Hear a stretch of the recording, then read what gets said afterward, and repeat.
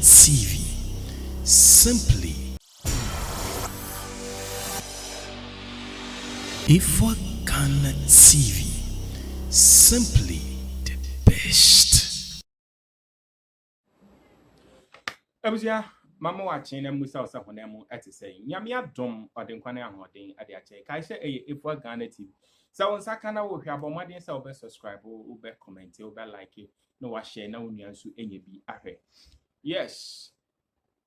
Now weekend mu na yewura John Dramani Mahama eni ensentwerefo edi ehia se ensentwerefo momra na mommetoto no na enome a ekoina mosomo wa asem ya mbabusa meso dia mwo meso menka efa nkyere Ghana for but ansi ebe concept ni my fast that sonko ema Civic Herbal Clinic Civic na aso ya na sene ewo dwumadie ni nyina mu a ode yan ekọ abrene nyina Civic Herbal ewo asokore mampom eho na Civic ebutuo Civic eya yaresa bia omeden habamma ene nubna ene sayade yare bi e haw say ya wo mu say ye nsa bi na egu hunumani say ye ade bi e haw bia omeden afo ani kyerem ewo Civic Herbal ombeboa omo numbers na egu ase omeden afre wo omo asokore mampom municipal assembly na echi ope okwa ombeboa na dia wo pe no omo enye bi e dia ma ona owa yaresa ina ayekama Civic si nyaminti obi abenya na yaresa good na dwumadie ndewo a esikoi no share the way yewura John Dramani Mahama ni interaction with the media isi ekoi yehwe the opening ceremony the way normal isi ekoi in central for airby registration adina yehwe embrace here. Raise your flag to a new dawn. We've walked this path far too long, so let us rewrite our history. I'm happy to be with you, and I know what the importance of encounters like this are. You are the vehicle that we have to use to send our message out to the people. So I'm very happy that you responded to our call. This is the time for change. The time for change has come. And it is not just a slogan, but a clarion call to the heart and soul of our nation. This is a time for change because of the urgent need for a transformative shift in the way we govern, the way we create jobs, the way we live, the way we provide social services, including health and education, and the way we envision the future of our dear country, Ghana. After almost 8 years under the deplorable leadership of the Akufo-Addo and Bawumia administration, we have seen our country sink into a serious economic abyss. The current economic mess sums up the verdict on this MPP administration. The harsh reality is that for most citizens, the piteous journey over the period has been a very bitter experience of economic and social deprivation. The unprecedented levels of poverty, unemployment, deterioration in our people's livelihoods, and social inequity have exposed the dubious strategy of hiding incompetence under sloganeering. Notwithstanding these challenges, I am imbued with optimism and a steadfast belief in my God Almighty and the amazing creativity of the Ghanaian people to assure you tonight that together we shall turn around this tide. Yes, say na normal ekoi na yewura de nsem tu ya no nsem busa ne hyase se eba nsem busa ne hyase se eba na samba akwa ebetu dwa wo mu a ama ne yesi mponya ne se ne binom ebusa se NDC wobetna abenwa so won social intervention omode aba oman mu eye de ahi social intervention MPP ta de bo NDC for ko edu se NDC any social intervention bia na social intervention say wo man ni mu eye MPP nko ana de bai yewura nya akwanya se ono susu eyi ano ye momadin na ye ntie anu yi a yewura John Dramani Mahama edi man santrefo no na wo susu wadwen kire fato ase inshama odi tudwa no se na wosi hu no fato ase I've heard this thing said so many times, and I wonder the basis why they say so. The NDC has no social intervention programs. It's the funniest thing I heard. Who brought the District Assembly's Common Fund concept? It was the NDC. We put it in the 1992 Constitution and said 5 to 8% of total government revenue should go directly to the districts for their development. So if you go to your district and the District Assembly has built a school, a KVIP, a nursery, a sports recreation, a community center, it is a social intervention of NDC that has produced that. Who introduced the GET Fund? Mr. Rawlings, NDC. We passed the GET Fund law. But for the GET Fund, where would our education be? Most of the educational infrastructure in this whole country is being provided through the GET Fund. And so, how can you say we haven't introduced social intervention policies? But in any case, what is social intervention policy? Is an action or policy that provides social services or social benefits to the people. And so, it's not only GET Fund and other things. We have provided more access to water than any other government in the history of this country. When Professor Mills came into government, access to clean drinking water was 58%. By the time we left office, access to clean drinking water was 76%. For Accra alone, we added 40 million more gallons of water. In 8 years, not 1 gallon has been added. And I hear the Ghana Water Company say, oh, Accra is overgrowing its supply of water. It's overgrowing its supply because in 8 years, you have not added a single gallon to it. You must plan and know what your population growth rate is. And you must continue to put in the capacity to bring in more water. And that's why I'm saying that we took water and brought it in from the northern direction of this country. And so Adenta and other places that had never gotten water for almost 15 years saw their taps flowing for the first time. Today, I'm sure your taps flow twice a week or something. If you don't store water, you will run short. And so we need to invest to bring more water supply, not only to Accra, but to all our growing communities around the country. And so if you are a government and you haven't invested in improving water, definitely access to people will be denied. We've extended electricity more than any government in the history of Ghana. Electricity is a public good. When electricity arrives in a community, it changes the lives of the people very rapidly. People can engage in small-scale enterprises. It was Rawlings who introduced the Rural Electrification Program and the National Electrification Program. And so today, when we say that Ghana has more than 80% access to electricity, it's because the NDC introduced those policies for us to be able to do so. So how can any person say that NDC has not introduced any social intervention? Even the NHIS. NDC started a pilot in Damango and Nkranza for the NHIS. Implementation started in President Kufuor's time.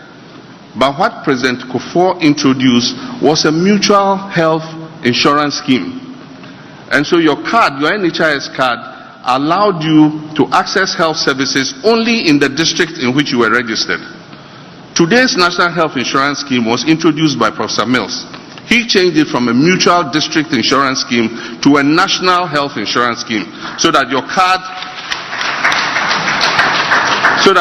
could access health care anywhere in Ghana you go.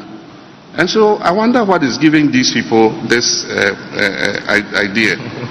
You know, I can refer to free school uniforms and free sandals. The free school uniform policy was introduced by Professor Mills. I can refer to the free textbooks for basic schools. When Nana Jane, seated here, was minister, she came and met a situation where 3 children had access to 1 textbook. By the time she left office as minister, every child in basic education had access to 4 textbooks of their own. If that is not social intervention, I wonder what else is social intervention. Even let's take progressive free SHS. It's a policy, the free SHS. I launched the free SHS. And so you can't say that we have not had any social intervention. If you talk about the cocoa sector, our policy of free fertilizer and free cocoa inputs and free seedlings changed the lives of the cocoa farmers. And if you remember, when I was leaving office, we did almost 1 million tons of cocoa because of the policy that we had of giving these inputs to the farmers free. If that is not a social intervention, I wonder what else is. That argument must stop. And the point even is, these people have done more harm to social interventions than any other government in history. They capped the NHIS, and apart from that, they starved it of funds. And so most people with an NHIS card today cannot access health services. You go, you get a consultation, there are no drugs, not even analgesics. You go to hospitals and they say they won't accept the NHIS card because the NHIS is not refunding their claims. And it's not refunding their claims because this government has starved the NHIS of money. They've starved the District Assembly's Common Fund of money. The Constitution said 5% to 8%. We were giving District Assemblies 7.5% of national revenue. When this government came, they reduced it to 5%. And the rest they are putting into the consolidated fund to spend at the center. And even the 5% does not come. If you go and ask any district secretary, he will tell you there is no money. They go begging the MPs to let them have access to the money in their district common fund accounts to be able to do even some of the basic things. And so and what you saying something about corruption. Say na a man for any corruption at entire or no John Dramani Mahama no conversaso. Ahwena wa resolve corruption issues ewo mayimu. In fact, yewura nsu ya no. Yewura nsu ya no about issue of corruption. Yehwe enesomra. A lot of allegations were thrown against me. I've been out of office for 7 years and 7 months. You think that if this government had anything they could stand on with how they hate my persona, they would not have prosecuted me for it. Airbus, the president referred it to the OSP, and the OSP is supposed to investigate it. You don't expect me to investigate myself. And so, if they had something to stand on, I'll not be standing here today. The same thing, hotel in Dubai. I challenged them. I said, let's go and find that hotel. I myself am in need of money. We'll find it, we'll sell it. You give me my small share and government can take the rest. Till today, $10 million for diaries. President Akufo-Addo himself said it, that my government has spent $10 million to import diaries. They've been in office for 7.7 years. Where is the $10 million for diaries? And so I've challenged the MPP and the mudslinging and the lies they've told about me at every juncture to come up with proof of the allegations and prosecute me. I am an adherent of accountability. And I've said anybody who serves in public office should be prepared to be accountable. And that accountability must start with myself. And if they have any allegations that they could prove, they would have done so by now. It's just a political gimmick. When elections are coming, then they start raising all kinds of issues and all that kind of thing. But I remain focused. My commitment is to fight corruption. And if I come into office, I'll hold their administration to the high standard of accountability. And those who serve in my administration would also be measured by the same yardstick. Yes, I could cry the ball, buy the ball, Techino. And one near the ball bar. Thank you. I buy the ball, Techino, and one near the ball bar. And then Achimota Forest and looting of state lands and others. I've said that no person who accepts to serve in my administration would be allowed to buy any state assets. When you finish serving and you go and you want to do whatever, it's your palaver. But as long as you are an appointee under my administration, buildings, lands, vehicles that belong to the state, you are not going to be allowed to buy or invest in any state asset. Thank you. Okay. Said you can say, and some I did two Nishina and Yanukre. I said some I did two Nishina and Yanukre. I said, NPP wa kwenye bia anom won sembia eya adanse a nkasabre omo apa baabi edna atwere say na wosi hu the way yewura esi eyi ensema no do de yanto aso ne ahwe videos no emra na kai say obabo modin ase obe share obe comment na enome ina akoye yewura engagement with the media yewura John Dramani ha na engagement with the media almost busa say na wosi hu media no ensem busa omudi busa no anyone and or the maho. Let's keep on enjoying the video. Like I said, a seeker seba and a echo. Refreshing to hear about what could be done about corruption. And Mr. President, when you were voted out, I encountered many civil society leaders who said the corruption was endemic, and extending the time of the NDC would mean the corruption will get worse. I hear the same civil society leaders repeat the same thing, that at least one benefit we can get as a country is not to keep a government in for 8 years, because the corruption will get bad. I don't believe that we must get to elections before we can get what we deserve. I believe citizens' power ought to be exercised without the kind of repression we see with the police today, so that a young man, a PhD, Oliver Barker-Vormawor, is facing prosecution, staging a coup on Facebook. That ridiculous thing, I don't know if you will instruct your Attorney General to file a nolle prosequi to stop that nonsense. Now, you kept repeating reset, reset, reset. I believe it must be a very important word to you. In Kenya today, there is a reset, and the citizens are forcing it. 47 corporations, SOEs, are being dissolved. 50% of the president's advisors are losing their jobs. My question to you is, 8 people were killed in elections in 2020. We are 4 years down the line. Those lives must matter. Sure. Over 200 people in Ashaiman were brutalized by the army, and I wrote about it as state-sponsored terrorism against them.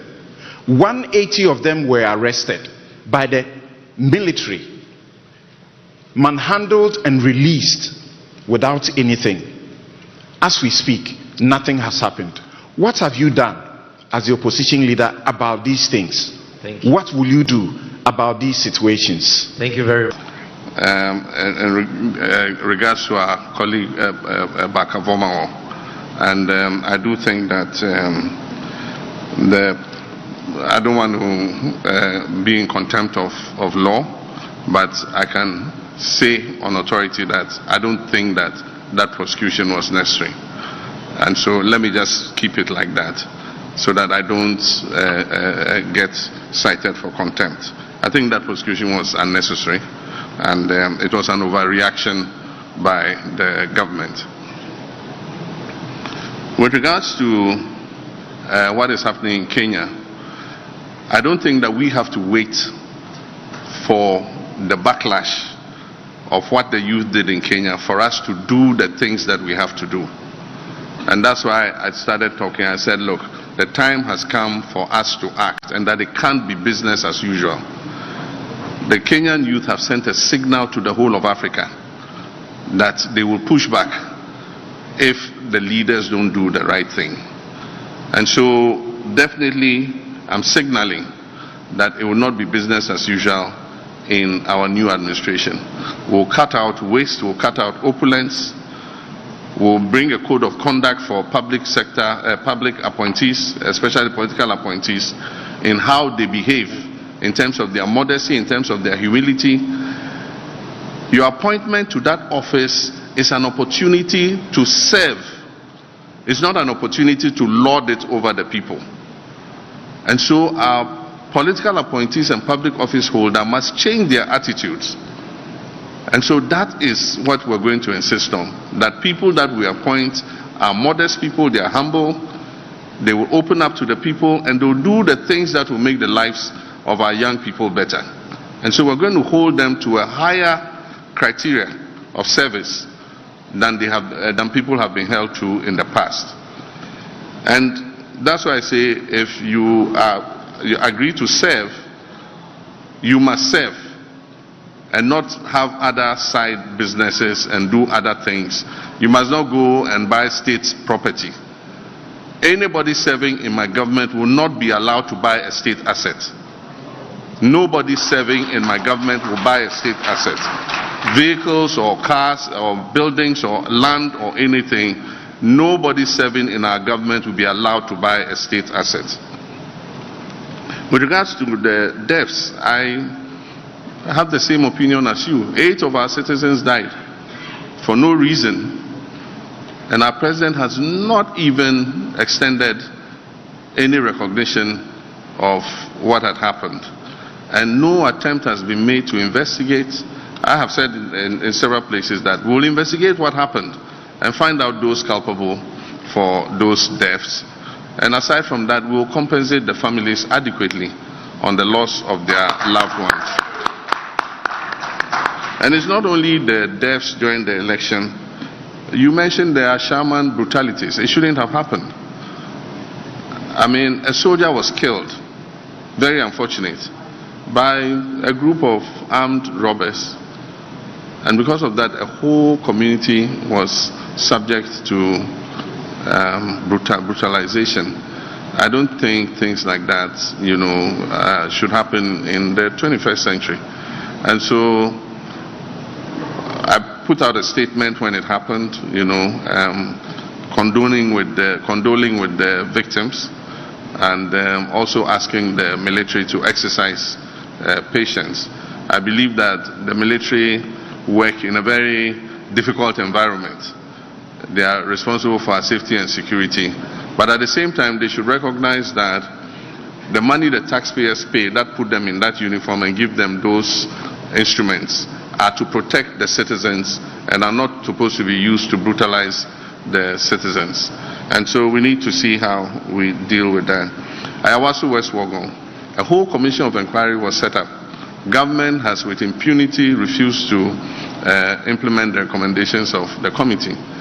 Only recently I visited one of them. He was a footballer. He is unable to go back to work or do anything because of the infirmity in his leg. And so I went and presented a freezer, a flat screen TV, and 5,000 cedis to him in order to help him keep going. And I believe that people like that should be adequately compensated so that they can live their lives again.